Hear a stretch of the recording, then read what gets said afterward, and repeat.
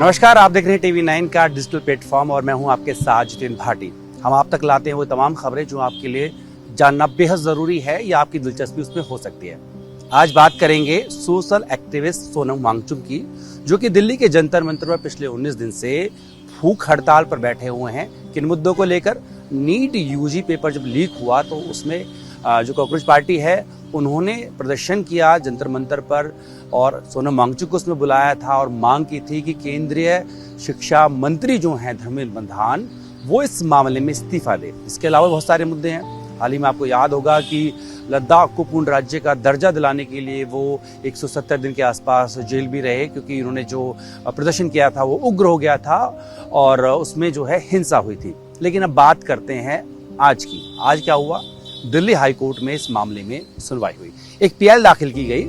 राकेश सैनी नाम के एक वकील हैं उन्होंने, और कहा कि सोनम वांगचुक जो कि एक सोशल एक्टिविस्ट हैं, जलवायु परिवर्तन के लिए काम करते हैं, वो 19 दिन से भूख हड़ताल पर जंतर मंतर पर बैठे हुए हैं। ऐसे में उनके स्वास्थ्य को खतरा हो सकता है, उनकी जान भी जा सकती है। उसमें टर्म जो है वो भी उन्होंने इस्तेमाल की, बोला गया हाराकेरी, यानी कि जापान में सुसाइड के लिए शब्द का इस्तेमाल किया जाता है। तो उसमें कहा गया कि उनका लगातार भूखा रहना जो है उसमें उनकी जान को खतरा है।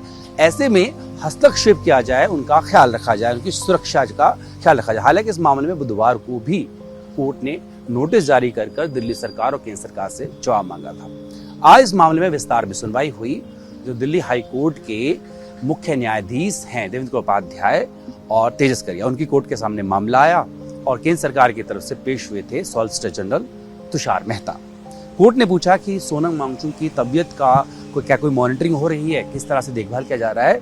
तो वहां पर एसडी ने जवाब दिया कि बिल्कुल नियमित तौर पर उनके स्वास्थ्य की जांच की जाती है, सरकारी डॉक्टरों के पास जाते हैं, जांच की जो रिपोर्ट है वो बताई भी जाती है और कुछ प्राइवेट डॉक्टर्स हैं वो भी उनको देख रहे हैं। तो यहाँ पर कोर्ट ने कहा कि बिल्कुल देखिए, इस मामले में कोई भी कोताही नहीं बरती जानी चाहिए, उनका नियमित जांच की जानी चाहिए और जांच की जो डॉक्टर्स हैं सरकारी होने चाहिए, वो उनकी जांच करें और जांच रिपोर्ट के आधार पर इस मामले में अगर जरूरत पड़ती है तो हस्तक्षेप भी किया जा सकता है, क्योंकि हर एक जान बहुत कीमती है, अनमोल है। यही बात एसजी ने भी कही कि हाँ बिल्कुल हम भी मानते हैं कि हर जान बहुत अनमोल है, कीमती है और इसीलिए वहां पर नियमित यानी कि एक रेगुलर इंटरवल में जाकर डॉक्टर्स की टीम जाती है, सोनम वांगचुक की जो स्वास्थ्य की जांच है वो करती है, उसके बारे में उनको बताया जाता है।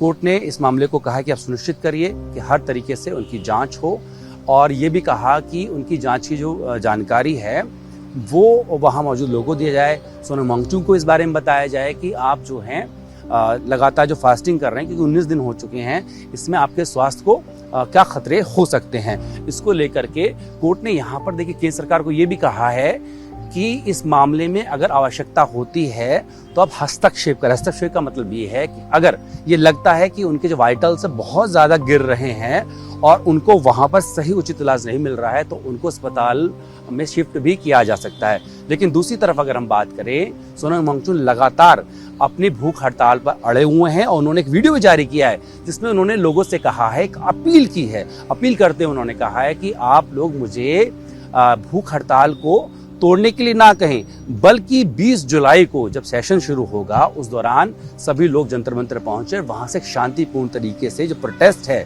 एक मार्च है, वो संसद भवन की तरफ चलेगा। ये उन्होंने अपनी तरफ से अपील की है।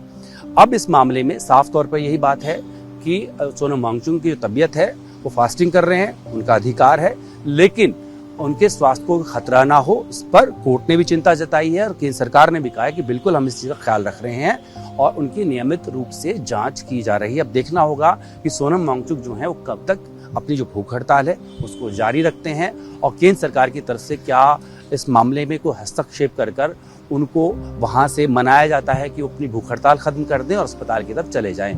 तो आगे देखने वाली बात है, लेकिन फिलहाल के लिए इतना ही। और इस मामले में देखिए लगातार जो भी अपडेट्स आगे भी आएंगे हम आप तक पहुंचाएंगे, तो आप भी लगातार देखते रहिए TV9 भारतवर्ष।